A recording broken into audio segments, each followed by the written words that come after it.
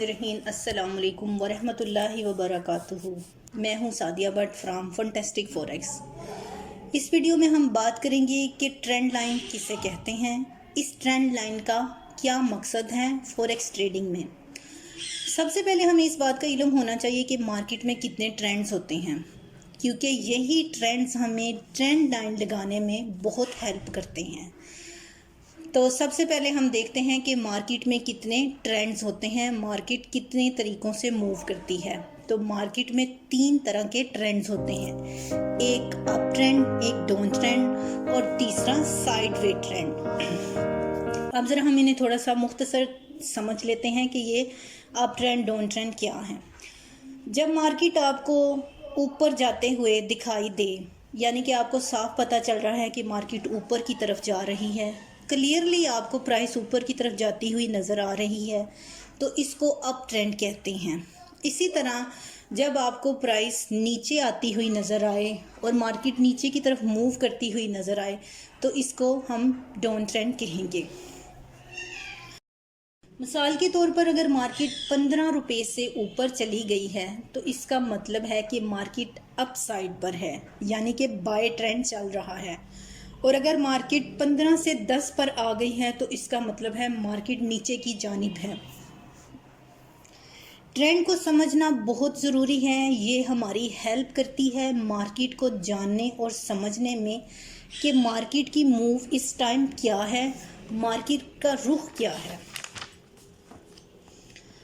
ऊपर की जानब या नीचे की जानब मार्केट है, तो हमें ये पता चल रहा है कि मार्केट अप ट्रेंड में है, बाय ट्रेंड में है या सेल ट्रेंड में है। लेकिन जब मार्केट साइड वे में मूव करती है, यानी कि वो एक प्राइस पे ही मूव करती रहती है, ना वो ऊपर जाती है ना नीचे जाती है, वहीं पर वो थोड़ा सा अप एंड डाउन होती रहती है, तो इसका मतलब है कि मार्केट रेंज में है, रेंज में मूव कर रही है, तो इसको साइड वे मार्केट कहेंगे।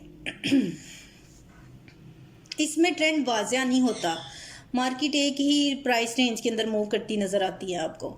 मार्केट अप साइड पर है या नीचे की जानिब है, इस ट्रेंड को वाज़िया करने के लिए ट्रेंड लाइन लगाई जाती है। ट्रेंड लाइन ट्रेंड को ड्रा करने के लिए इस्तेमाल की जाती है। अगर अप ट्रेंड है तो हम बाय करेंगे, और अगर नीचे की तरफ मार्केट है तो हम फिर सेल करेंगे। अगर मार्केट साइड वे में है तो फिर हम ब्रेकआउट का वेट करेंगे। ब्रेकआउट के बाद मार्केट जहां भी मूव करती है, तो हमें आइडिया हो जाता है मार्केट के ट्रेंड का।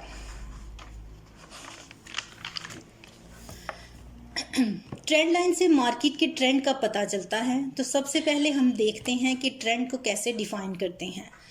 अप ट्रेंड या डाउन ट्रेंड के लिए हमें 2 हाई और 2 लो पॉइंट की ज़रूरत होती है। जब 2 पॉइंट के मिलने से एक ड्रा लाइन बनती है, तो इसको ट्रेंड लाइन कहते हैं। मार्केट में हमें ये एक अप का ट्रेंड मिला है, इसमें 2 पॉइंट हैं, एक ये और एक ये। इसमें जब ये 2 पॉइंट को मिलाने से तीसरा टच है जो हमें मिलता है, वो हमारा ऑलमोस्ट ट्रेंड होना चाहिए। जब 2 लो के मिलने से तीसरा टच हमें मिलता है, तो वो हमें ट्रेंड का मौका मिलता है, इससे हमें ट्रेंड का पता चलता है। जब 2 हाई पॉइंट को मिलाने से हमने एक ट्रेंड लाइन ड्रा की, तो इस ट्रेंड लाइन को ड्रा करते ही मार्केट तीसरा टच बनाए, तो वहाँ से हम अपना ट्रेड डालते हैं। यहाँ पर हम ट्रेड लेंगे, इसका स्टॉप लॉस प्रीवियस का हाई पॉइंट होगा। ट्रेंड लाइन को हम अगर सपोर्ट्स एंड रेजिस्टेंस के साथ इस्तेमाल करें, तो इसके बेस्ट रिज़ल्ट मिलते हैं।